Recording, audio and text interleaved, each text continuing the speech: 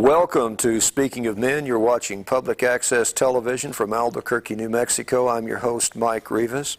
Joining us in the studio today is Brad TePaske, a Jungian analyst and author of the book Rape and Ritual, a Psychological Study. Our topic today is religion and sexuality. Welcome to the program, Brad. Thank you. Nice to be here, Mike. Since a lot of our viewers are just not familiar with what Jungian psychology might be about, give us a little background on that, if you would. Okay. I think probably the most fundamental thing about Jung's psychological attitude is that he looks upon the ego, part of us that's always so confident about saying I, and takes so much for granted. He looks upon the ego as the center of the conscious part of the mind, the conscious psyche, but he considers the fundamental core of the personality as something which includes the ego and consciousness, but also the whole unconscious. And he talks about the self as the core of personality.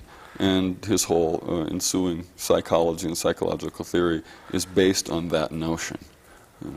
That the self really has a life of its own, that it's a core to the personality, that it's a dynamic thing, that it's a developmental thing or progressively unfolding thing, which the ego probably struggles through life, sometimes in alignment with and sometimes in an adversarial way with.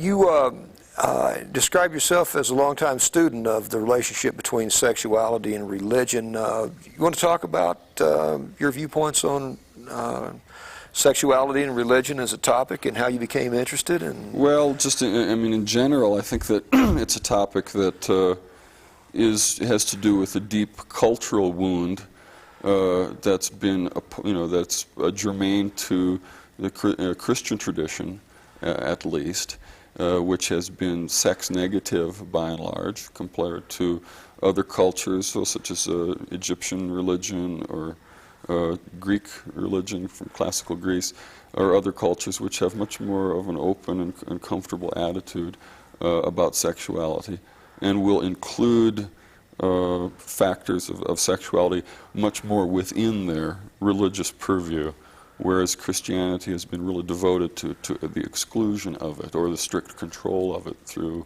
marriage, or sexuality devoted primarily to the ends of procreation or social order. How, not to depart too much from our little agenda, but sexuality and spirituality, are those two things connected? Well, that's part of the split, is that just the mind-body split, which has characterized our tradition. Ostensibly, one grows up, I think, with inculcation of traditional religious and moral values and stuff, and always gets sort of a sense that these are really separate things, that spirit and flesh are antithetical to one another, where there's much to call that into question. For instance, the religious historian from the University of Chicago, now deceased, Mircea Eliade, talks about sexuality as the religious question. As coming to terms with the ebb or the play, the dynamic, the ebb and flow of masculine and feminine energies in one's own psyche, and how those manifest in one's life in the world and in relationship. Well, is the body manifested spirit? Is that what she was saying? Oh yeah, that's a fundamental view of Jung's, where he talks about how, he makes a statement at some point where the spirit and flesh, ostensible enemies, are, it just takes sort of a scratch or a twist to turn one into the other, that they're really, where he talks about the body as the spirit made manifest, and spirit as sort of the global, psychosomatic experience, viewed internally in terms of, images, whether we talk about fantasy or dream or whatever. So, what, in dealing with this, in dealing with sexuality and religion and looking at it, have you drawn any conclusions that you might apply to American consciousness, say? Well, that question is pretty broad. There's certainly things that are more immediately germane to my work that I've done with, lately largely incest offenders and survivors of incest experiences. that come to mind. If we could orient Well, let's a little do bit in that. that direction. Let's do that. Uh-huh. Well, so what we're talking about is sexual abuse then. Yeah, I think which is a lot of your work, yeah. right? In situations like that, I think it serves very well as a practical example, an everyday practical dilemma of what is our inherited historical split or rift between morality and mind and intellect and traditional notions of religion and the body and biology and what might be called the instincts or whatever. Because again and again I've encountered an attitude toward persons who've been, attitude amongst persons who have perpetrated sexual offenses and been caught, that there's the shame of it, the regret of it, or whatever, usually oftentimes gives rise to very much like a born-again attitude, which is like a determination, a heroic attitude, a sort of fixedness of determination, which is an essential part of somebody's recovery and somebody's coming to terms with that. But so often it leaves all of the emotional dynamism, the real emotional gut stuff that really gave rise to that kind of acting out or those crimes, leaves that really just sort of left behind. There's a real strong ego attitude of overcoming, very much a fundamentalism. Mm-hmm. Mm-hmm. And what gets lost in the process, and it can be a perilous process, is to look into the behaviors themselves, whether it's acting out with your daughter, whether it's a prostitution compulsion, whether it's a pornography obsession or whatever, that it can just be said, well, this has been bad, this has brought me to public shame, this has disrupted my family and my marriage, it has to stop, Right.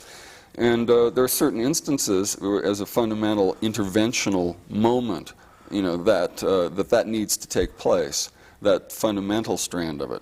But I think what's really, really crucial for any recovery, and what Jungian psychology is particularly concerned with, is going into the pathology or the acting out or the morally problematic behaviors or whatever. What are we talking about? And to find out what's in them. Right. What was behind it, or what's in them? What's the what is the psychological content of it? Well, there's so much talk about abusers having been abused, and there's so much concern about, or a lot of people are saying, I guess, that there is a tremendous amount of sexual and emotional abuse at work in America through families. I see the last 15 years has been a decade of people trying to deal with that and come to terms with it and begin to get some kind of healthy recovery. What is behind it? If do you have any insights on that? I think that that leads me. If I could take that question and just shift it a little bit, I'm thinking about what I said to you before the program here, about if we look at acting out sexually inappropriately, merely in terms of an escape from depression or tension, merely as an escape from an intolerable, depressive, isolative or isolated life situation, then it's important also to look at it in terms of what it is, a haphazard, clumsy, maybe pathological attempt to try to connect with. In behaviors of all of this sort, there's a thing that Freud already described called the compulsion repetition, wherein there's oftentimes a continual pathological or inappropriate sexual acting out. There's an attempt, a recognition of a situation or the creation of a situation which has all the symbolic value of traumatic experiences in childhood, in youth, and where again and again, given that imprinting and experience in childhood, a person will enter into a situation and go into what was really an emotional tragedy for them, but try to find some way to triumph over the old wound, in the acting out. It's quite a complicated thing. Trying to fix it. They're trying to fix it, to take tragedy and turn it into triumph. And of course, in the sexual excitation or an orgasmic or an intoxicated conclusion, to the acting out. There is that, and the fact that one plans it and obsesses about it and has a ritual about the way one does this, that there's a kind of a triumphing over it that's attempted. But because of the habitualness of it and stuff, it generally doesn't work as long as this always turns into literal, enacted, lived out behavior, which can go on compulsively forever, and where there's no, intervention in it to sort of stop the behavior.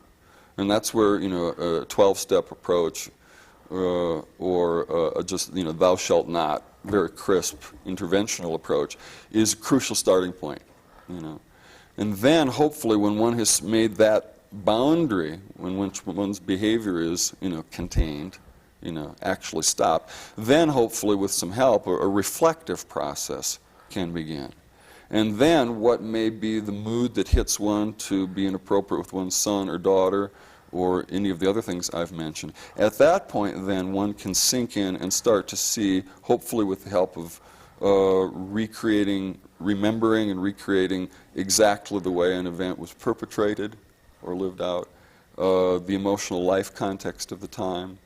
By that I mean also the relationship context of a person's life. That one can start sinking into that recollective process, the fantasies that set in when somebody is, that's the typical beginning of an acting out pattern, is the fantasy activity starts. And then also dreams are enormously crucial. Now that goes back to what I said at the beginning about the self being the core of the personality rather than the ego. The ego is essential to say it must stop and to hold that willful position, And the ego then has to turn into places like there's the inhibition, there's the rule, stop, the AA intervention, the 12-step intervention, or whatever. But at that point, hopefully the ego then would become an agent of trying to connect with the self or go into a very reflective process.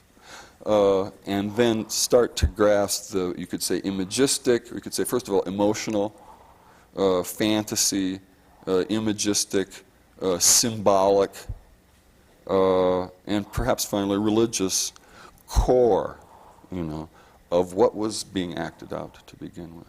So there's some transformation, and that's an attempt at and transformation doesn't happen as long as the pathological behavior is still going on. It's just like if somebody comes in there doing cocaine, somebody comes in there on a bender, and fifth of bourbon a day for the last week, forget it. Go get 6 months straight in chem depth treatment, and then maybe we can really do some depth psychotherapy. Right. Yeah. But what I've said, I think, is pertinent also to the whole notion of a religious tradition which is largely moralistic and focused on one figure who's good and light and has no sexual quality about him. There's very rarely in any Christian iconography do you ever find any sexual imagery for Christ. The very suggestion of it is offensive to certain people.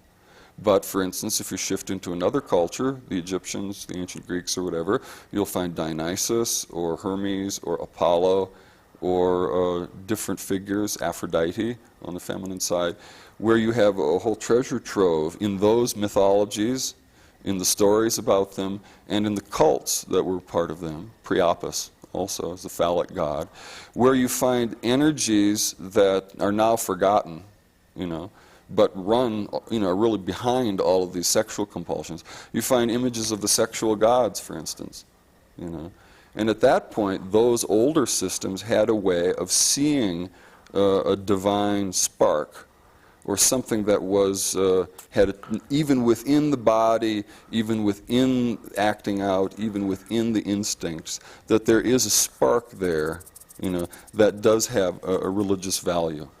Well, aren't people divine? Aren't people divine? I think we have that spark in us, definitely. Yeah, that bit of consciousness that distinguishes us from just biological life. Yeah. Right. But for instance, if you look around at the scene, a thing I've noticed oftentimes is just the names that appear in the sex industry. There's, the Hotel Dionysus. There's, Adam and Eve.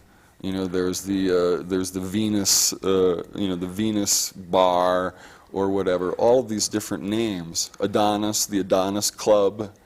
You know, right there in secular, pagan, pornographic, or the whole context of a purely secular, mercenary sexual industry, are all of those names which harken back to what once were sacred or divine images. You know, it's just that they've just become washed out and secular.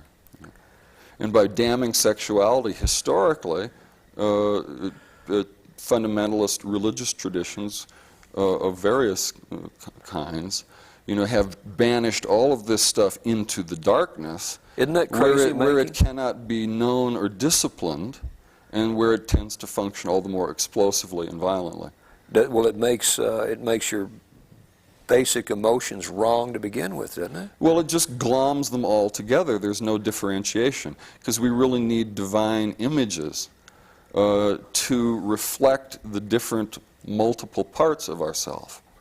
You know, even the Catholic Church has had to have God, Christ, or Yahweh, or Jehovah, and Christ, and the Holy Spirit, as mysterious as that is, and then the Virgin and all the saints. There's been plenty to reflect the psyche, you know, like in a Catholic cosmos, but not much on the sexual front. Can we? It's one of the reasons why the relationship between Christ and Magdalene is so interesting and provocative. I was going to say that. I was going to say that, but I won't. You know, one of the ways correct me if I'm wrong, and I know you will, Brad. If one of the ways that you know that you're obsessing and acting out is on the other side of all that, there's a tremendous amount of depression and sorrow, usually, isn't there? Yeah. Is that kind of like an indicator that that something's wrong somewhere in there, or? Well, you talked about, before we began this program, this taping, you talked about the idea of loss of soul. Right. And when one is depressed, feels incredibly alienated, just a cog in a commercial machine, or just grinding through life, that might be described as a state of loss of soul. And I think that the stirring up of the fantasy that comes, even if it rushes up like addictively, or it's the beginning of yet another inappropriate acting out with one of the kids, or whether it's prostitution, or of course you can talk about drugs and alcohol as well, because any number of potential addictive things, that is misunderstood psychologically, misunderstood religiously, if it just turns into just going and doing it again. Where there's no lack of reflection. But the uprush of desire, of whatever shape it takes, is something coming up first and foremost that wants to prompt behavior and send you out. I think a nice way to say this is, I think that that's one of the reasons why in meditative traditions why one sits still and looks inward, is because the things that come up, and those can be maybe have a healthier form in some traditional tribal context, but in a strange and distorted form in a modern America with all the media, all the sexualization, et cetera, et cetera. But it comes up and would prompt behavior, acting out of one sort or another. But in the sitting still process and in the turning one's eye inward, one actually has an opportunity to see the imagery that's hidden in the behavior, And when you can do that reflective process, and I think there's instances where people are real compulsive about this, where a real strict, it has to stop, just like going to detox, it just has to stop before anything can happen. And then comes hopefully a reflective process where one can have the mood hit one. Like I talk in my group with the guys about, well, the fantasies are starting again. Go talk to somebody, maybe to depotentiate it, and then, but try to see. It's a tricky thing, because there's certain persons who can't do that, who can't be reflective about it, because you're dealing with energies that are real powerful, But that, I think, is where one gets a real sense of the divine dimension, or the spiritual dimension, or the soul stuff hidden in sexuality, even the most profane or inappropriate kind of sexuality, is when you stop it and can sink in and engage in a reflective process. And it's remarkable with dreams particularly, the spontaneity, the differentiation, and the fascination of those internal images, which could have become behavior, but now become soul stuff. What we're talking about The is different to be and enable one to stay conscious of the conflicted multiplicity that they are. Instead of, for instance, just saying, I will never do it again. And hopefully one won't. But what's in the it? If you just chop it off and say it's sin, or it's unhealthy, or it's unhygienic, or it's the old pattern, the old acting out, the same old tapes, you never find out what's in it, and you never find out what God, maybe, was knocking at your door with a black face, but who might have silver wings once you clean his face off. Mm-hmm. Yeah. But this is real stuff, though. Yeah. It's not imaginary. You're talking about real forces. Yeah. And confronting those and learning to successfully doing that, though, gives you a certain amount of wisdom and insight, I imagine. Mm-hmm. Yeah. And plenty of discomfort and reflective suffering along the way. But it also might give you what a lot of guests we've had on the program have lamented about America is a lack of access to life skills. Mm-hmm. People just not being able to give other people wisdom, knowledge, and direction. And I guess talking to you, I realize that comes out of experience, doesn't it? Mm-hmm. If you say something and you know it is an absolute truth, it sticks. I mean, if it comes out of your experience, there's a certain amount of truth to it. And that's where you get the ability to not be an abuser and to stop that generational, I was abused, I abused, the next person was abused, that we're... Well, I used the expression before from Freud about the repetition compulsion, and that's the sort of thing that comes out of those childhood experiences. And to break into it, and do this reflective thing internally, such as I've described, then is a way to take blind instinct or blind pathological behavior and start to see really what's hiding in it. And it's just as strong and powerful an attempt as St. George going out to slay the dragon, isn't it? I mean, I don't know if it's about killing the dragon, but this would be. I'm thinking more in terms of St. George forming a relationship with the dragon. Climbing right down the dragon's throat and finding out what makes the guts the of the dragon are. Yeah. It's just like there's a Hindu form of sexual mysticism called Tantra, the Tantric tradition. And one of the basic tenets of that is that in order to conquer or overcome desire, you have to go right straight down through to the bottom of it. And that's very tricky. That's a perilous pursuit, hopefully to be taken seriously.